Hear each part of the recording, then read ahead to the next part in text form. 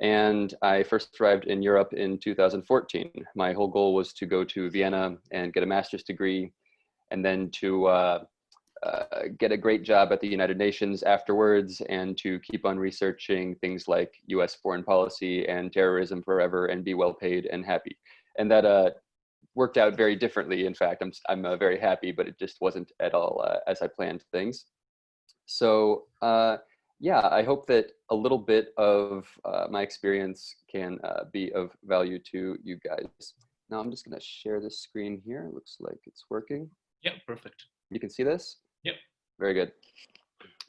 So let me just skip on ahead.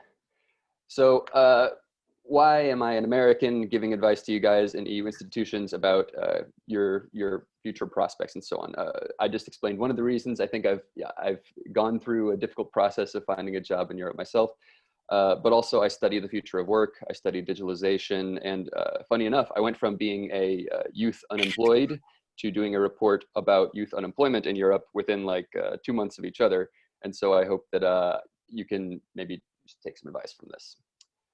So I'm going to keep this part very brief, but I know that many of you must be thinking about what kind of broad direction you take in your career. And I think that going between think tanks, academia, institutions, maybe private sector, consulting, lobbying, this kind of thing, they're all interesting. They're all relevant for your experience that you have and your education.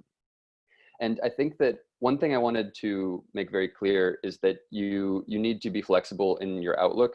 And even if your goal is to be a professor or to be a researcher or to just join the European Commission and have a great well-paid job forever, bear in mind that you're at the most difficult part of your career, your job search. And you might not start where you want to be, but the point is building the skills that you require to get where you'd like to be when the opportunity does arise. Also, my first supervisor at CEPS is Miroslav Biblavi. He was the head of a unit at CEPS and also a parliamentarian for Slovakia, also a assistant or a associate professor of a university there. And so I just wanted to illustrate to you that once you sort of look at people in the top echelons of research, they're very much interconnected. They're very active in all of these different areas. And so there's no reason to think that if I have a goal here, that I can't start over here and make the transition later. And so I think that's quite important to keep in mind. Anyway, with think tanks and so on, just ask me any specific questions that you have in the Q&A, and I hope that will be a bit enlightening.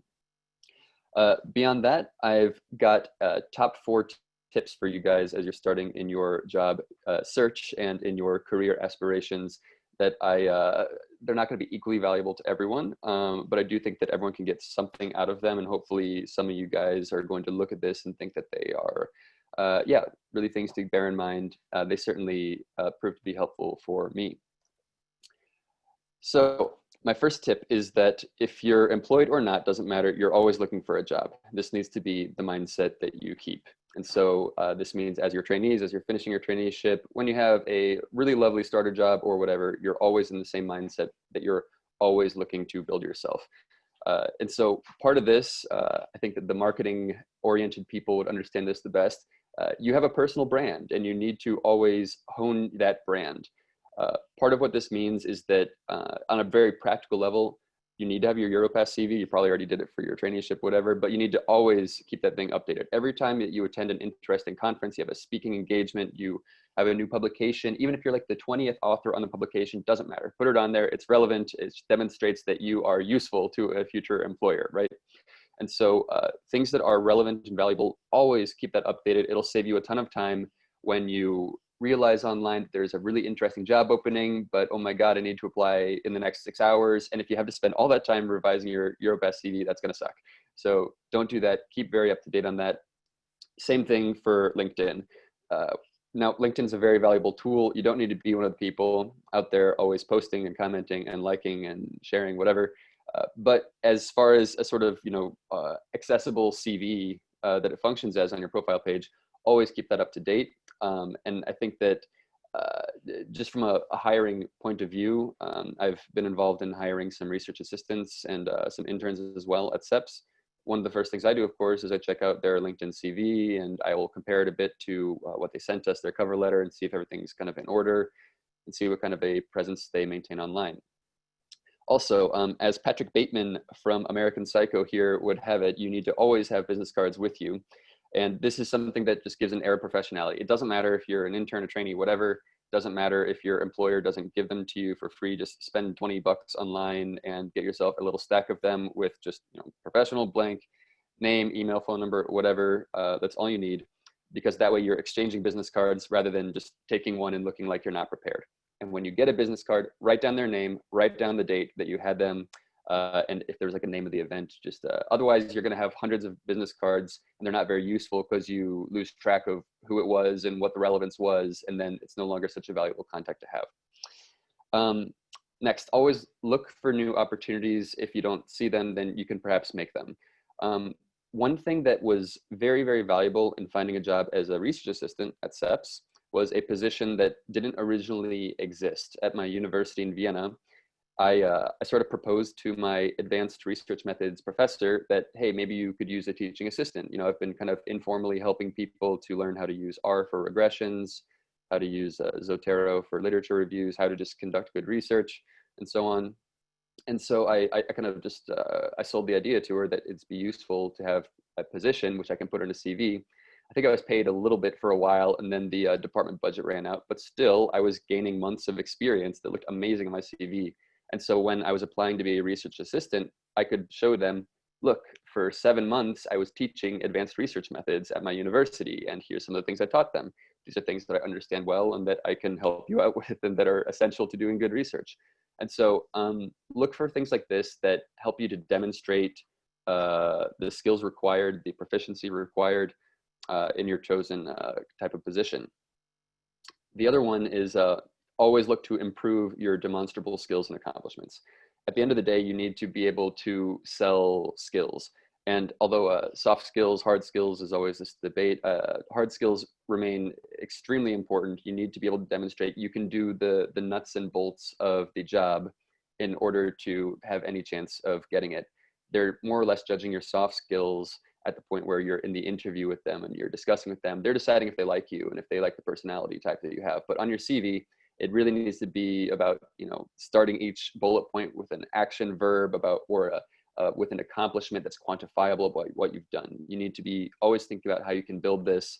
And if you're kind of having a lull, you need to, again, maybe consider what you can do to create some sort of a position or opportunity to start to build that. So that was a long tip. Tip 2, in your job search, don't cast your net too wide.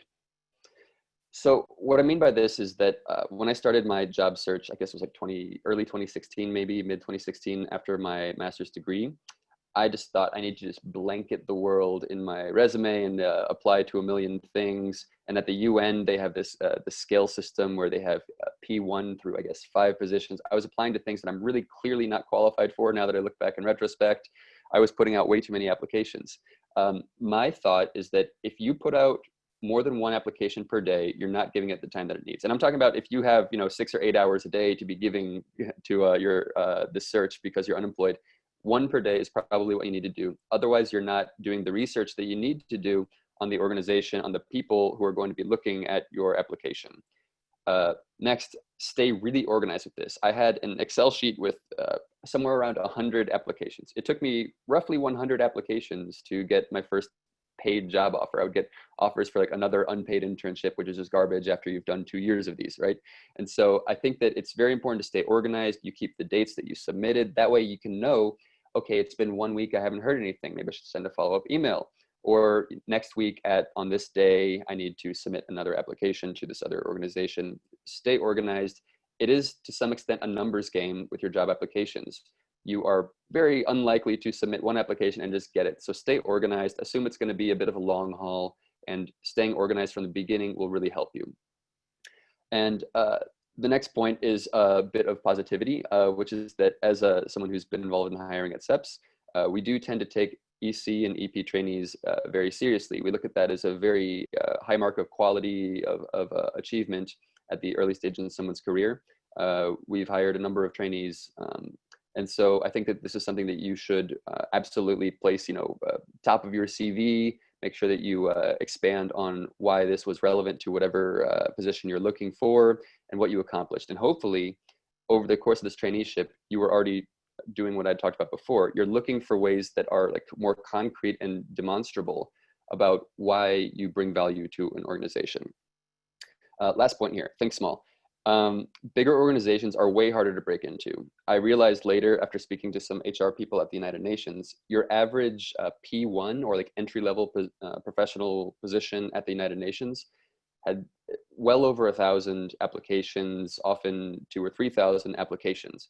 And so if you want to be 1 out of 3,000 and roll that big of a die, go for it. It's a lot better though if you look for something that is smaller. I think that I got my position at CEPS out of around 60 applications or so. And I think that we would rarely have more than 100 or so applications. Those are not outrageous numbers and outrageous chances. The other thing is that bigger organizations, they have a much larger internal network. And so a lot of the times what they're doing is they're shuffling people from one place to another, but they are required to put a public posting online for legal reasons. So you have this nepotism that may not be present in smaller organizations. Not to hate on big organizations, but this is something that simply often happens, at least for the start of your career. It's often easier to target smaller organizations. I had a lot more success, a lot more email responses and interviews when I started applying to smaller think tanks instead of, you know, the mega international organizations in Europe. Tip 3, you need to always look to move up in seniority and compensation. You need to be Jack Donaghy from 30 Rock, whether you are a man or a woman. You need to channel that energy. So I think that it's clear that there's, to some extent, there's less flexibility about your upward mobility and about your salary when you're in a big organization because you have your pay grade and that's your pay grade. Maybe they have a little range, but you fall in that range, right? And maybe there's a very fixed number of years of experience that you need to have, whatever, before you move up. So it's a little bit less relevant for that, but not irrelevant. Just a couple tips. And I think this is especially important for women because I've spoken to so many talented, brilliant women who are not fighting, they're not fighting to improve their salary and their seniority the same way that many men are. So a couple of tips here. If you get a salary offer, it comes via email, via whatever, you say, thank you very much. I'm going to consider it and get back to you. Never just take the first offer, ever. It's almost everything is up for negotiation and you need to have this mindset. And on this, if you get an offer for 2,200 starting salary somewhere, which is actually not that bad for Brussels, despite what you might think, you need to do your research and understand what leverage you have. What are average wages in similar positions? What are the starting wages going to be like? How much can those go up? If you start with a salary that is not great for you, then can you get that revised in 6 or 12 months? Are there comparable positions which you should know about? Can you check Glassdoor or Wage Indicator? Do your research and understand if you're getting a lower offer than you ought to be getting, but also don't get too cocky about your own qualifications. You need to be realistic about what you're bringing to the table, and the more experience you have, the more demonstrated capacity you have, the better your leverage. I was talking to a guy this week actually who told me he got an offer for a promotion and a salary raise. And he was telling me, you know, I got this email and I was really unhappy about it. And so I wrote back to, you know, like, I'm really not happy about this and blah, blah, blah. I am happy about the promotion, but not about the salary and so on and so forth. But one of the things I tried to get through to him is that your satisfaction does not really matter to your employer when it comes to your salary.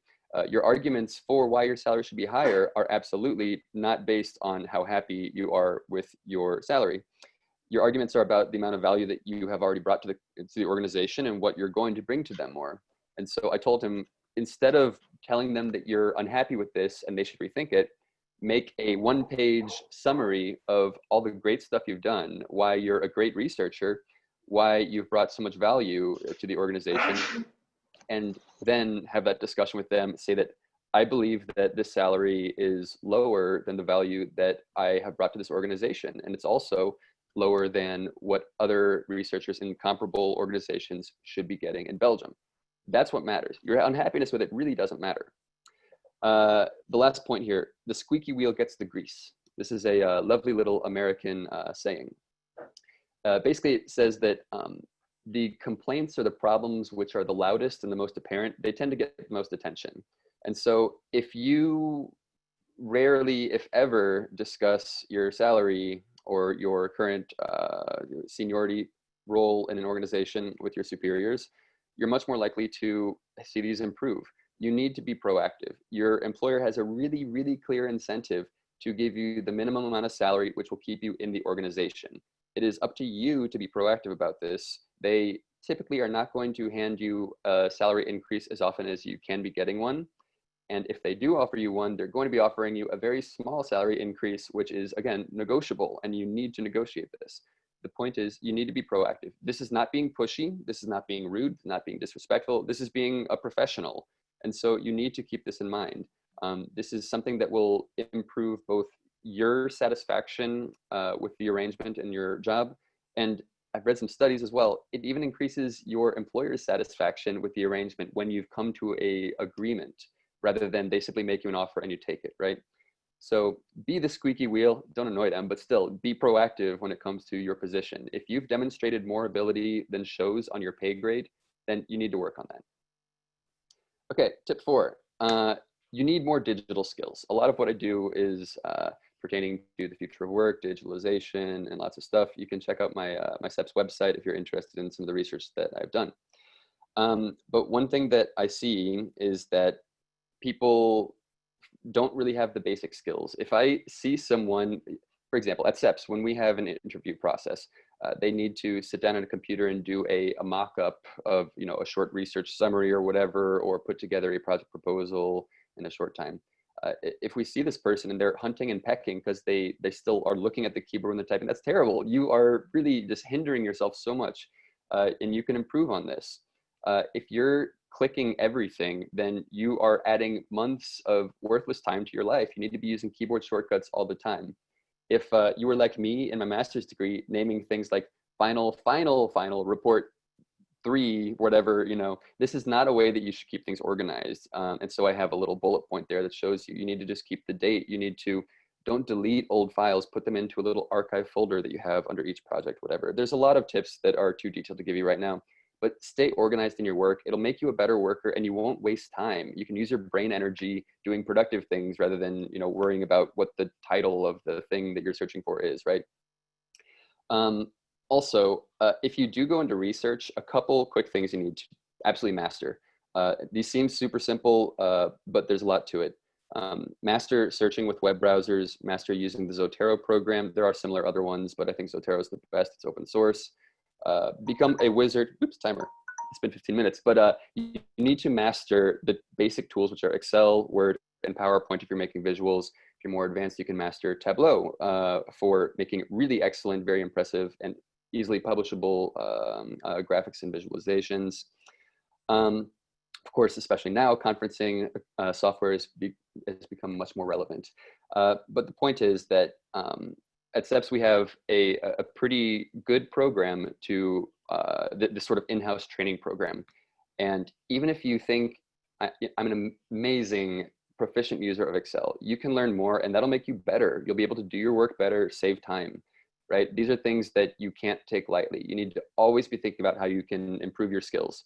And if you're not doing that, then you're not going to be moving up nearly as fast as you could, if at all. So that is my presentation. I look forward to answering any questions that you guys have about, you can ask about CEPS, about think tanks, about job search, about what digital skills you need. So as you like, I'm happy to answer any questions as well as I can. Thank you. Thank you very much, Zachary, for your amazing insights and deep thoughts on your professional experience in think tanks, which is incredibly relatable, and you've navigated us through your very beginning until now as a researcher at CEPS. Personally, I've been having a burning question ever since we met and we get acquainted and had the pleasure to exchange thoughts on the future of employment. Currently, we're living in very uncertain times, and maybe just starting broadly, and then we'll dive into more specific questions of trainees. What is the future of employment for young professionals such as us, and especially for young women professionals? That's certainly a big question, but I would give a few general things which I think are important to bear in mind. One, there's going to be a lot more mobility, which means that if your parents, got their education or went to training school, technical school, or university, then they get a position at a great company, they slowly move up the ranks, and then they retire, right? This is almost never going to happen again. This is something that is a relic.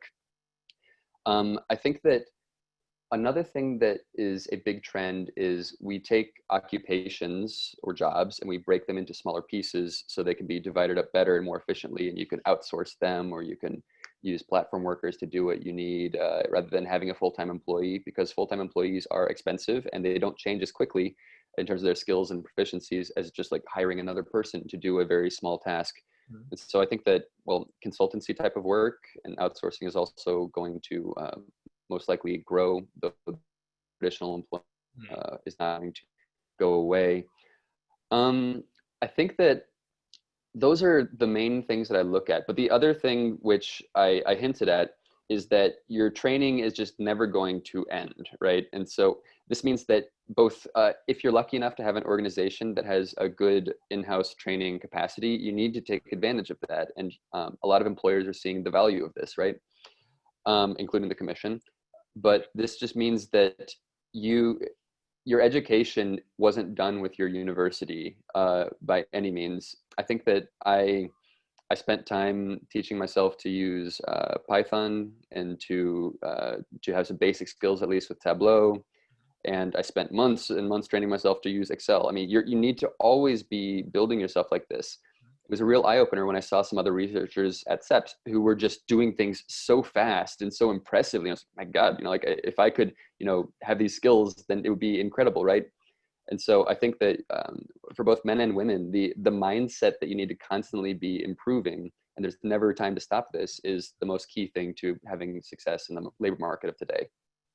100%. And building upon skills, so you discussed about digital skills and about CEPS being very eager to have trainees from the European Commission, European Parliament, institutions. So what are the main transferable skills you think that us trainees we can bring to CEPS? What are the main cores and skills and competencies that CEPS is looking forward to have an employee? So it depends what you're interested in. CEPS has a very large research capacity. We just have a lot of researchers who their full-time job is to do research, whether they're research assistants or research fellows. We have a large in-house research capacity, and that's the majority of employees. We also have more administrative staff. We have ones who are specialized in communications and project management, project applications, because most of our funding, one way or another, does come from the commission and these the tender writing and winning these research projects, right? But in terms of the most transferable skills, that really depends where you were at in the commission or in the parliament and what you were doing, right? If you were very involved in writing research and assisting in research, then that's obviously excellent. If you were involved in planning and coordinating events, that's also excellent, but they're very different skills competencies. One little tip is that I was so desperate for a job at first that even though I wanted to be a researcher, I didn't just apply to research jobs. I was applying to communications jobs and more like administrative jobs as well, as long as I was in the type of organization that I wanted to be in. So one thing that can help with this is that if you're in this place where you either want to be flexible about what type of tasks you're doing, or you need to be flexible because you just need to find a job, then make sure that you have sort of a couple of templates. So I would have my Europass CV as a researcher, my Europass CV as a communications expert, social media, whatever, and my sort of administrative Europass CV, and I'd have a template of the cover letter, so I could be more efficient in really researching the organization and the position and customizing it rather than drafting a whole new one every single time. And so I would think that in a lot of big organizations, more internationally oriented ones, it kind of comes down to this. I mean, there's more like research administration and communications. These are the ones that I've at least got some experience with. But I think that it's important for trainees to take stock of what you can offer and think about how you can frame this, how you can use that to kind of shift a little bit, change your wording, make it so that your brand is attractive for the position that you're applying for. 100%. It's incredibly important for us to be brandable individuals, and you've touched upon a very valuable point on profiles. One question that has been asked was, when applying for a research assistant position, is it better to be more open on the topics you normally do, or is it better to state a certain level of specialization on the topics you have done before? So that's a really good question. And so to give you an example, my master's degree was on mostly terrorism, United States foreign policy, geopolitics, and now I'm like a digital labor market researcher. I don't even know what to call it, right? Something in labor economics. What I demonstrated clearly for this entry-level position is that I have the hard skills that they need, and then I showed that I have the interest in the specific topics that they're looking at. So I had like 1 or 2 papers that were kind of tangentially related to the labor market, right? And so I did, of course, mention these in the cover letter and said, I find this incredibly interesting, very relevant, and I would love to explore more about this. Meanwhile, I have the skills that are required broadly to do good research. And so that's, if you're applying for a research position in like the regulatory unit in CEPS, which I also did, and I did not get that one, you don't need to say that you've done a ton of research on EU regulation, okay? What you need to demonstrate is that you were probably a solid student, that you are a good researcher, you've got some professional experience, and that you have the interest. Because very few people just drop out of, or they don't finish their university time and already have all the credentials exactly where they need to be. So don't worry about that too much, but demonstrate interest if you don't have the exact experience in the topical background. 100%. And I think that one aspect asked in a think tank is, are you a generalist or are you a specialist? And one aspect which has been also raised by one of our trainees, and maybe also as a final question, is what is the daily life at CEPS, and is it needed to have a PhD to work as a researcher, or is a master sufficient? What is the level of education needed to work at CEPS? Most research assistants have a master's degree, and I would say that most researchers do not have a PhD. If you want to go to research fellow level, most of them would have a PhD, almost all of them. I think it used to be a hard requirement, but we're still kind of in an HR review period.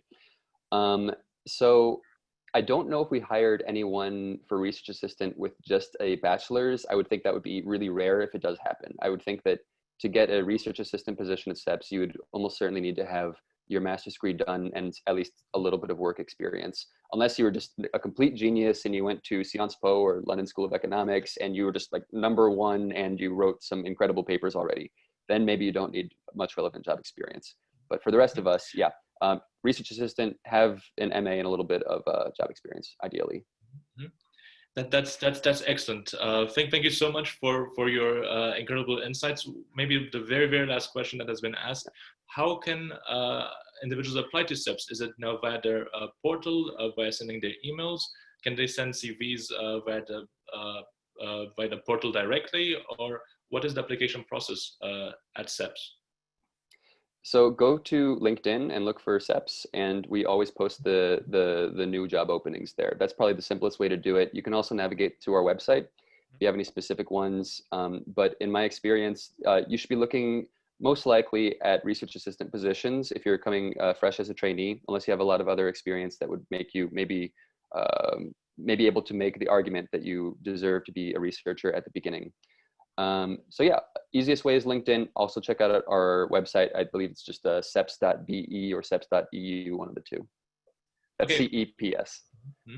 Thank you so much, Zachary, for your incredible insights, telling us about your journey, starting from a master student, working now at one of the best think tanks in Europe, your insights on the future of employment, on specializations, on how to apply to CEPS, and what is needed to apply.